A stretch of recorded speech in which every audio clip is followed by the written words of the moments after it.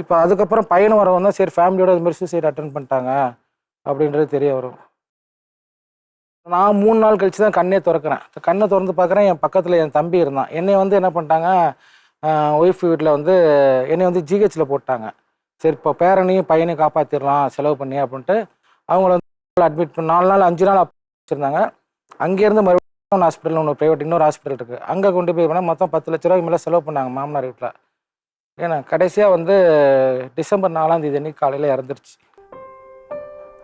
நான் வந்து 23ஆம் தேதி 3 பேர் பாய்சன் சாப்பிட்டு 1ஆம் தேதி அன்னைக்கு 30ஆம் தேதி அன்னைக்கு நவம்பர் 30 அன்னைக்கு டிஸ்சார்ஜ் வாங்கிட்டு ஒய்ஃபை பார்க்கறதுக்காக போகிறேன். ஒரு வாரம் கழிச்சு போய் அங்கே ஹாஸ்பிட்டல் போய் பார்க்கும்போது அந்த ஹாஸ்பிட்டல் போய் கேட்டேன் வாட்ச்மேன்ட்ட, அம்மாவும் பையனும் பாய்சன் சாப்பிட்டாங்களே எங்கன்னு கேட்டேன்.